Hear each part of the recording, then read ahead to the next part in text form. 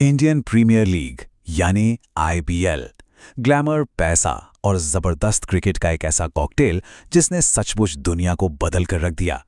पर क्या कभी सोचा है कि इस अरबों डॉलर की लीग के पीछे की असली कहानी क्या है? इसकी शुरुआत एक ऐसे इंसान ने की थी जो आज अपने ही देश के लिए एक भगोड़ा है।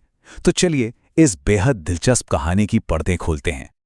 हाँ, ये कड़वी सच्चाई है।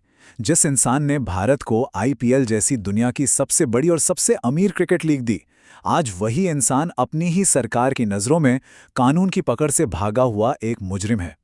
जी हाँ, एक भगोड़ा मतलब एक ऐसा शख्स जिस पर बहुत गंभीर आरोप लगे हैं और जो कानून से बचने के लिए देश छोड़कर ही भाग गया। लेकिन कहानी का एक दूसरा पहलू भी तो है। इसी ललित मोदी को एक विजनरी, एक दूरदर्शी भी माना जाता है।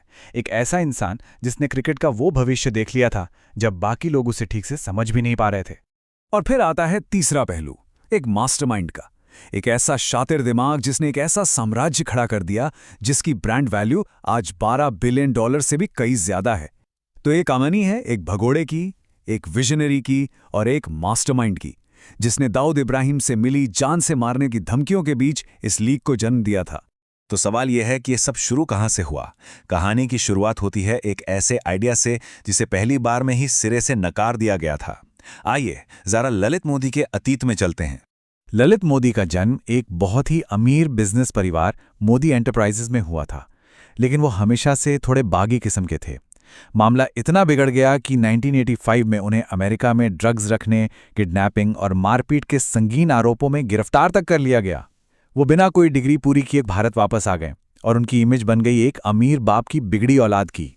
अब भारत आकर उन्होंने फैमिली बिजनेस तो ज्वाइन कर लिया, लेकिन तंबाकू, पान मसाला, ये सब पारंपरिक काम उन्हें बेहद बोरिंग लगते थे। उनका असली जुनून तो ग्लैमर, मीडिया, स्पोर्ट्स और पावर में था। और इसी जुनून ने उन्हें मोदी एंटरटेनमेंट नेटवर्क शुरू करने के लिए उकसाया। साल था 1995। यूरोप की इंग्लिश प्रीमियर लीग जैसी फुटबॉल लीग्स को देखकर मोदी के दिमाग में एक क्रांतिकारी आइडिया आया। उन्होंने सोचा भारत के लिए एक शहर आधारित T20 क्रिकेट लीग बनाई जाए, जिसमें प्राइवेट मालिक पैसा लगाएं, हर टीम एक शहर को रिप्रेजेंट करे और उसमें भारतीय और विदेशी खिलाड़ी एक साथ खेलें।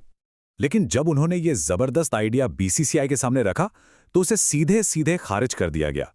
उस समय का जो पारंपरिक सोच वाला बोर्ड था ना, उन्हें डर था कि इससे क्रिकेट बहुत ज्यादा कमर्शियल हो जाएगा और सारा कंट्रोल उनके हाथ से निकल जाएगा। इस एक ना ने मोदी को एक बात तो सिखा दी, अगर सिस्टम को बदलना है तो पहले सिस्टम का हिस्सा बनना पड़ेगा।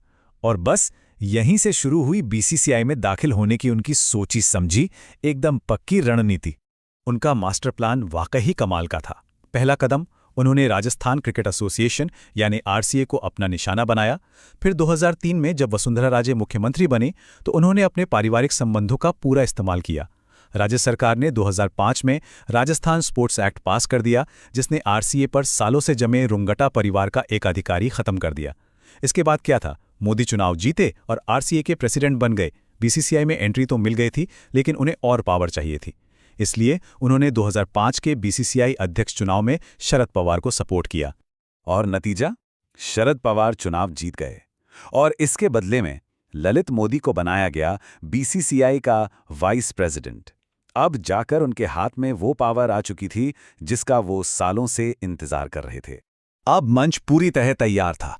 ललित मोदी सही जगह पर थे और भारत में क्रिकेट को एक नई जान की सख्त जरूरत थी। और फिर आया वो साल, वो तूफान जिसने सब कुछ हमेशा के लिए बदल दिया। 2007 की शुरुआत में ना क्रिकेट की लोकप्रियता घट रही थी, स्टेडियम खाली पड़े थे। लेकिन फिर युवराज सिंह ने एक ओवर में 6 छक्के जड़ दिए और उसके कुछ ही दिन बाद भारत ने पहला T20 वर्ल्ड कप जीत लिया। बस पूरे देश में T20 का बुखार चढ़ गया। मोदी ने इसी मौके को लपक लिया और तुरंत आईपीएल का ऐलान कर दिया। 18 अप्रैल 2008 आईपीएल का पहला मैच। और जैसा कि लोग कहते हैं, उस दिन सिर्फ एक मैच नहीं खेला गया था, उस दिन क्रिकेट का पुनर्जन्म हुआ था। उस रात ब्रेंडन मकुलम ने 73 गेंदों पर नाबाद 158 रन बनाकर ऐसा तहलका मचाया कि पूरी दुनिया देखती रह गई। मतलब पहली ही रात को शतक। आईपीएल अपने पहले ही मैच से एक जबरदस्त सुपर हिट ब्लॉकबस्टर बन चुका था। और आज मोदी के उसी एक आइडिया की कीमत $12 बिलियन से भी ज्यादा है। आज ये दुनिया की सबसे बड़ी और सबसे ताकतवर क्रिकेट लीग है। लेकिन कहते हैं ना, जहां बेहिसाब कामयाबी होती है वहां विवाद भी साथ साथ चलते हैं। आईपीएल की सफलता के साथ ही ललित मोदी के पतन की कहानी भी शुरू हो चुकी थी। ये सब शुरू हुआ कोच्चि टस्कर्स नाम की एक नई टीम के मालिकाना हक से।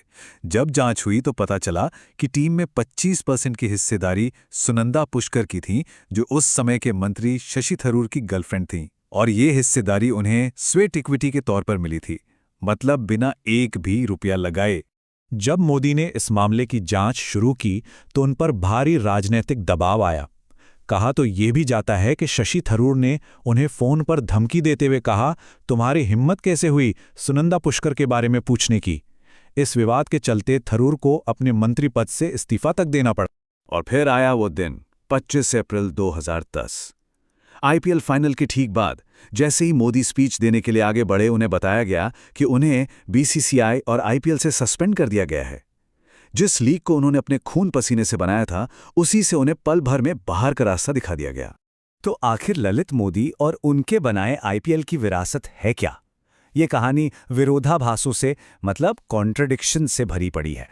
देखिए, एक तरफ हैं ललित मोदी जो मनी लॉन्ड्रिंग जैसे गंभीर आरोपों का सामना कर रहे हैं और देश से बाहर एक भगोड़े की जिंदगी जी रहे हैं, और दूसरी तरफ है उनका बनाया हुआ आईपीएल, जो आज $12 बिलियन का ब्रांड है, दुनिया की सबसे बड़ी लीग है और जिसने वाकई में क्रिकेट को एक नई जिंदगी दी है। तो सवाल यहीं आके रुकता है, ललित मोदी कौन थे? एक विजनरी जिसने एक सड़े गले सिस्टम को चुनौती दी और उसे हमेशा के लिए बदल दिया, या फिर वो एक अपराधी थे जिन्होंने बस सिस्टम का अपने फायदे के लिए इस्तेमाल किया? शायद सच इन दोनों के बीच में कहीं छिपा है, और यही बात उनकी विरासत को इतना जटिल और इतना दिलचस्प बनाती है।